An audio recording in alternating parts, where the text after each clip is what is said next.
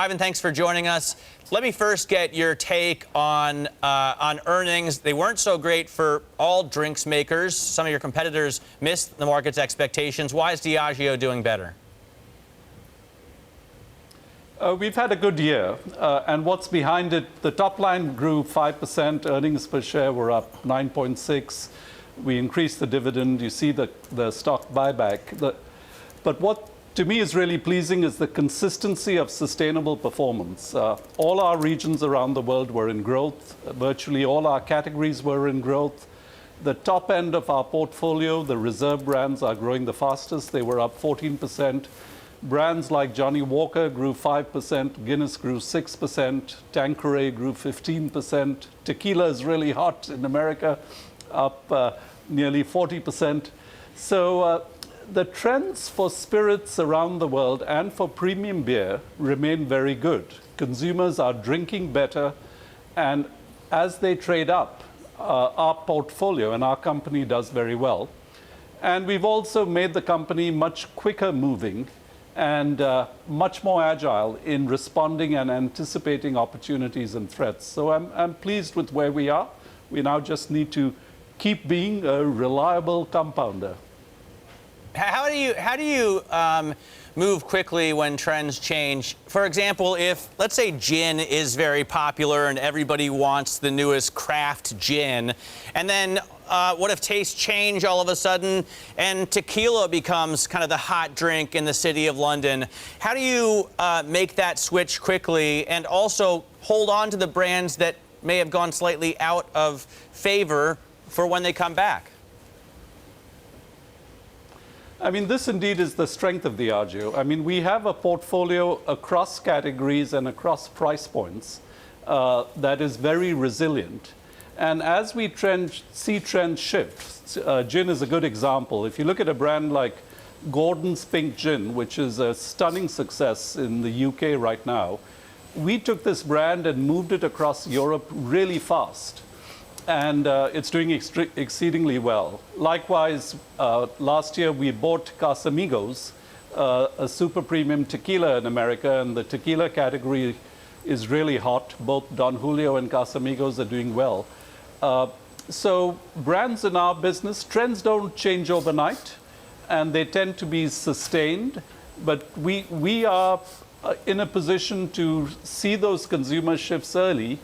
And we have the portfolio and the innovation, new product development capability, and the M&A lens to ensure we're positioning the company to drive attractive, sustainable growth. And you see that come through in the numbers we just published.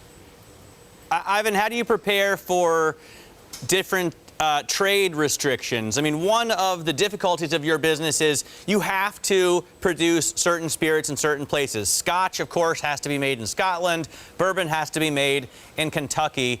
If you get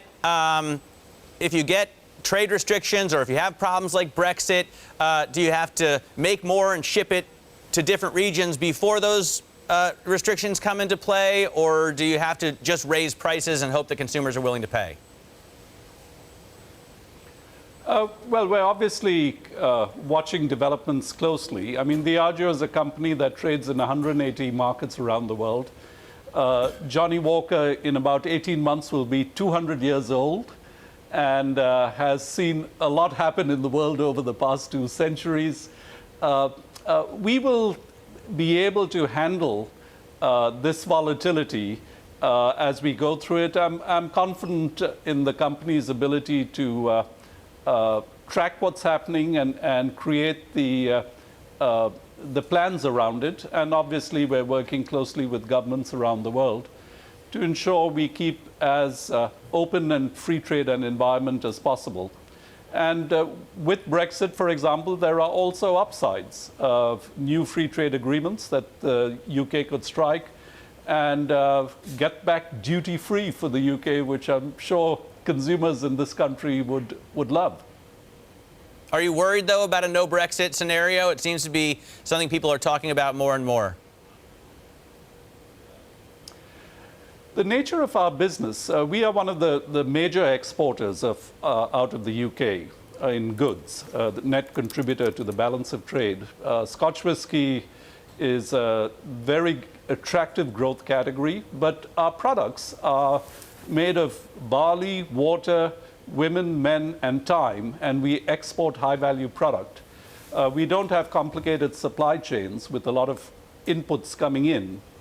So we export to, as I said, 180 countries. We may have different levels of paperwork in how to handle trade, but I'm confident we will take Brexit in our stride and look for the opportunities, actually, for the UK to strike out and create new trade deals. What effects do you see from the weather, Ivan? I know here in London it is stiflingly hot. I feel it in Berlin as well. I was just in Italy over the weekend. Everywhere, at least on the continent, is in the 30s, approaching 40. Does that mean you sell more Guinness Extra Cold? I'd say go out and get a beautiful Tanqueray and tonic this evening. What we see as an example in the early evening occasion, our gin and tonic brands, Tanqueray and Gordon's, are doing really well. Our beer business is in great shape. In the UK, Guinness has never been in ruder health. We have a brand called Hop House 13 that's doing really well. So our business, I mean, I don't like to talk about the weather. We will be resilient through hot or cold. The shareholders have been very happy about the buyback, clearly.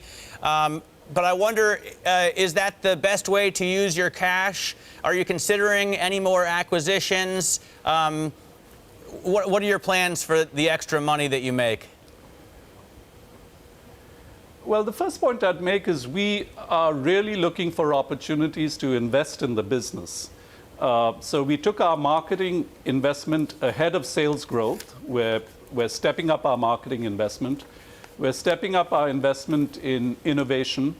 We're building capital being deployed to building our brands. We just announced a few months ago a £150 million investment in Edinburgh, in Scotland, across our distillery experiences and creating a Johnnie Walker experience in Edinburgh.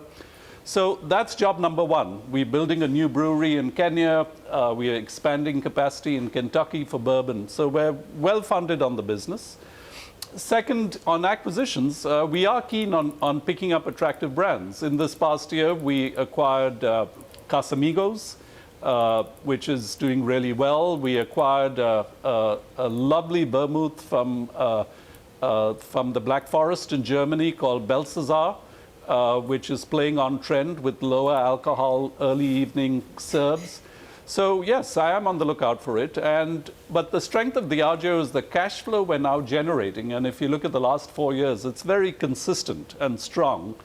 And so we also want to maintain a capital structure which is effective and creates value for our shareholders. And so we can invest in the business and return capital to our shareholders. And that's what you see in what we announced today. All right, Ivan, thanks very much. Ivan Menezes, CEO of Diageo. Cheers to you, sir.